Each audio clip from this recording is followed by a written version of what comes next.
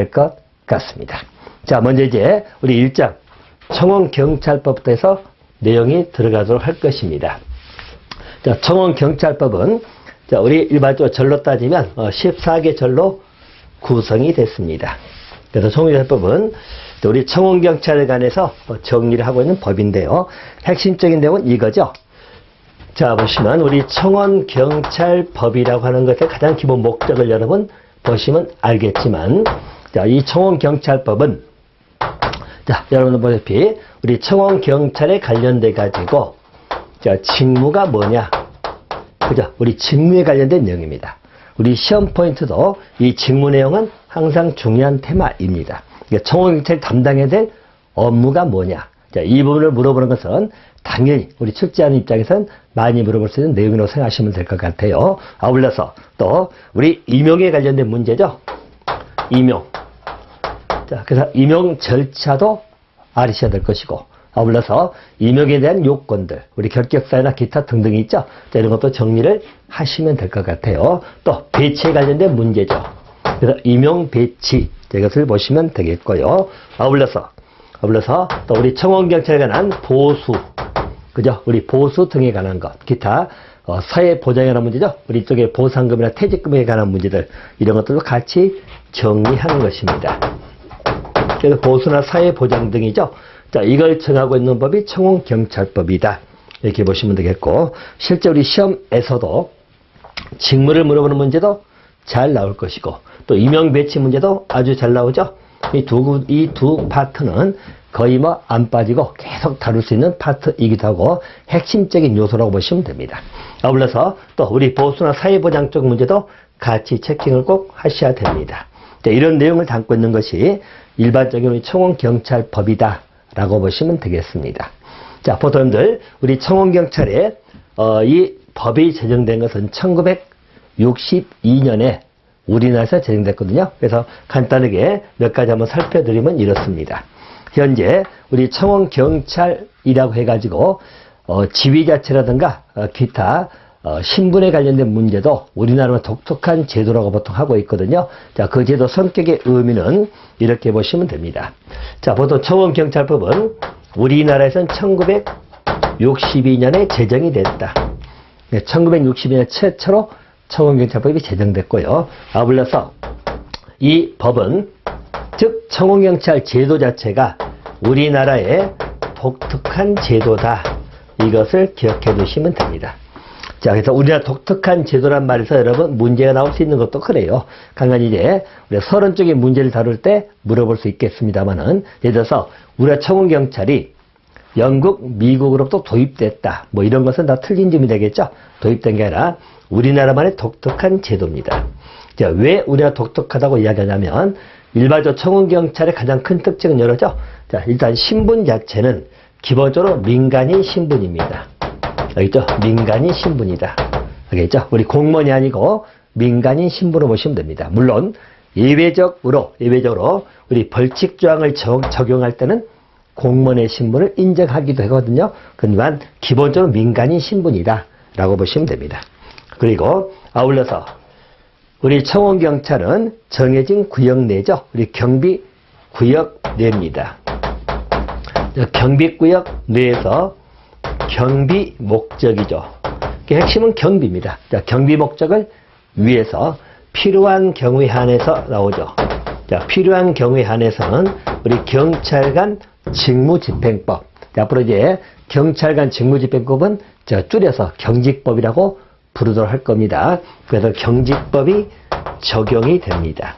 경찰관 직무집행법의 적용을 받습니다. 자, 그래서 일단 신분 자체는 민간인 신분인데 업무를 처리할 때, 물론 한정된 범위 내입니다. 경비구역 내에서 경비 목적 경비 업무를 하고자 할 때 필요한 범위 내에서는 바로 경직법이 적용이 됩니다. 자, 그래서 민간인 신분이면서 공무원의 신분적 요소도 어느 정도는 가지고 있는, 자, 그게 바로 우리 청원경찰의 특징이기도 합니다. 하지만 기본적으로 청원경찰은 우리 민간경비의 큰 일종으로 보시면 될 거예요. 민간경비의 큰 틀 속에서 이 청원경찰법이 제정되면서 청원경찰이 활성화됨으로써 민간경비가 발전할 수 있는 기본적 계기가 되고 있다고 생각하시면 됩니다. 자, 그래서 보편적으로 우리가 그동안 경비, 국가 중요 시설이라든가 내지는 사업장 등등이죠. 그러한 경비 업무를 주로 관에서 담당했다는 이야기죠. 그래서 일반적으로 이것을 공경비란 말 쓰기도 합니다. 자, 공경비가 담당했다. 다시 말하면 여기는 경찰이나 우리 군 등에서 담당했다는 이야기예요. 하지만 오늘날 전 세계적인 추세이기도 합니다. 일정 부분의 경비 업무를 담당했던 그런 영역이 민간에게 넘어간다고 생각하시면 됩니다. 그래서 흐름상으로는 공경비에서 담당했던 경비 업무 등이 보통 민간 경비로 보통 넘어간다고 보시면 될 겁니다. 자, 민간 경비로 넘어가고 있는 중이다. 그래서 전통적인 경비는 우리 경찰, 군, 즉 국가 등이 담당해서 경비 업무를 보던 것을 이제 민간에게 이양돼 가는 걸로 생각하시면 될 거예요. 하지만 자, 민간 경비 형태가 아직은 우리나라는 약간 이원적인 체계를 가지고 있는 건 사실이지요. 자, 그래서 일반적으로 민간 경비라 해가지고 연달피 현재 우리 경비업법에 적용을 받는 경비업법에 적용을 받는 바로 우리 민간 경비, 그죠? 경비업법에 적용을 받는 우리 경비원들이 있습니다. 자, 또 한 가지는 우리 청원경찰법입니다. 자, 청원경찰법에 적용받는 우리 청원경찰 형태가 있다고 보시면 됩니다. 자, 그래서 향후 앞으로 이제 발전 방향은 이 두 개를 통폐합 문제가 논의가 되고 있는 건 사실이에요. 하지만 일반적으로 우리 청원경찰은 우리 경비원보다, 즉 경비업법보다는 아무래도 좀 더 보수 체계나 기타 조직적 체계가 좀 더 완성된 형태로 보시면 될 거예요. 자, 그래서 일반적으로 청원경찰은 특히 우리 국가 지하철 근무하거나 기타 보수 수상 등에 관련돼 가지고 우리 경비원들보다는 훨씬 더 안정적인 그런 구조가 형성되어 있다고 생각하시면 될 것 같습니다. 그래서 전 세계적 흐름이 공경비에서 어차피 이렇게 넘어가는 추세다 보니까 우리 민간경비 발달 과정은 앞으로 굉장히 커질 거다. 이렇게 생각하시고, 특히 청원경찰이 갖고 있는 약간 준공무원, 즉 가시면 공무원은 아니지만 약간 섞여 있는 그런 성향으로 인해 가지고 훨씬 제도적인 보완이 됨에 따라서 전망이 좀 유망하다, 뭐 이렇게 정의를 하셔도 될 것 같습니다. 청원경찰 쪽이 앞으로 이제 많은 발전을 할 거라고 생각하시면 되겠고요. 자, 몇 가지 차이점을 잠깐 말씀드리면 이렇습니다. 자, 보편적으로 우리 경찰 담당은 기본적인 공경비가 있고요. 아울러서 우리 청원경찰이 있고, 또 기본적으로 우리 민간경비라 불러지는 우리 경비원이 있다고 생각하시면 됩니다. 이 체계만 잠깐 잡아드리면 이렇습니다. 자, 보시면, 자, 보통 우리 경찰은 철저하게 공익을 보호하는 것이죠. 공익을 보호한다고 생각하시면 되겠고요. 자, 우리 청원경찰은 약간 준공익이다. 약간 중간적인 성격을 띈다고 보시면 될 겁니다. 대신 우리 경비원은 사익보호죠. 이 사익보호는 뭐냐면 우리 민간경비, 특히 우리 경비업법에 따른 경비는 우리 계약을 체결한 것이죠. 그래서 일반 시설주 등이 계약을 체결해가지고 의뢰해서 그 계약 내용에 맞게끔만 경비 업무를 보는 거거든요. 그래서 사익보호가 중심이라고 생각하시면 됩니다. 그러면 경찰은 공익보호이지요. 자, 그래서 담당 지역의 문제도 그래요. 일반적으로 경찰은 전국적이죠. 광역적인 범위를 담당합니다. 범위가 광역적이다, 넓다고 생각하시면 돼요. 청원경찰은 주로 이제 우리 경비구역이죠. 그래서 지정된 구역에서 담당합니다. 경비구역이라고 생각하시면 되겠고, 우리 경비원들이 담당하는 것은 계약에 의해서 지정된 구역이라고 보시면 됩니다. 당연히 경찰 범위가 넓은 건 사실이에요. 하지만 그 중에서 경비 업무를 보는 영역이 이렇게 넘어간다고 생각하시면 될 것 같아요. 자, 신분상 뒤로 보면 경찰은 공무원의 신분을 가지고 있죠.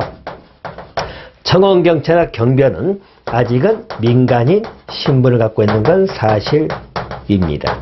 하지만 청원경찰은 민간인 신분이지만 벌칙을 적용하거나 또 쟁행이 금지된 것들 기타 등등 보면 일부는 공무원의 신분을 가지고 수 있는 그런 내용도 가지고 있다, 이렇게 보시면 될 거예요. 약간 중간적으로 이해하시면 될 것 같아요. 아울러서 우리 법의 적용의 문제도 그렇죠. 우리 경찰 공무원들은 경찰 공무원법에 적용을 받습니다. 그죠? 근데 우리 청원경찰은 청원경찰법이 마련되어 있고요. 자, 우리 경비원은 경비원법이 있다 이렇게 보시면 되겠고, 또 행위할 때도 우리 경찰은 경찰관 직무집행법이죠. 경직법에 적용을 받습니다. 자, 청원경찰도 일부 우리 경비구역 내에서는, 자, 경비구역 내에서는 경직법에 적용을 받습니다.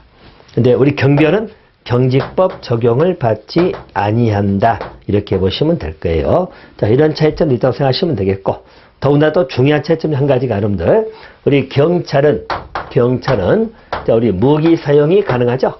그죠? 자, 무기 사용이 가능합니다. 일반적으로 무기 사용이 가능하고, 우리 청원경찰은, 자, 우리 청원경찰도 우리 경비구역 내에서 우리 청원이 신청을 해가지고요, 무기 사용을 할 수 있다는 이야기죠. 무기 사용이 가능하다 이렇게 보시면 됩니다. 하지만 경비원은 기본적으로 무기 사용을 못합니다. 물론 예외적으로 특수 경비원은 가능합니다만은 일반적으로 무기 사용을 못한다. 무기 휴대나 사용을 하지 못한다. 청원경찰은 무기 휴대 사용이 가능하다 이렇게 보시면 될 것 같습니다.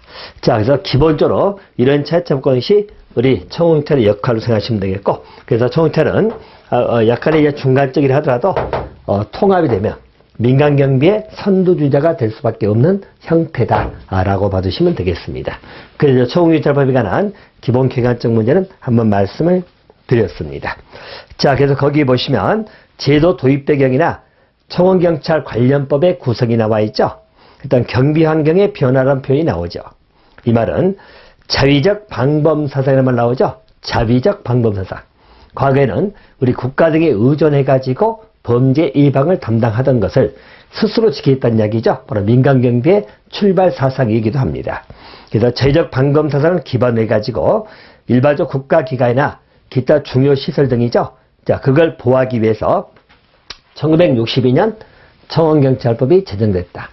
우리나라만 독특한 제도다라는 것을 기억해 두시면 되겠습니다. 자, 그래서 경비 업무가 분화됐다 나와 있죠. 자, 따라서 청원경찰이 등장함으로 인해서 민간경비가 정착되는 계기가 되었다라고 평가를 받는 것이다. 이렇게 보시면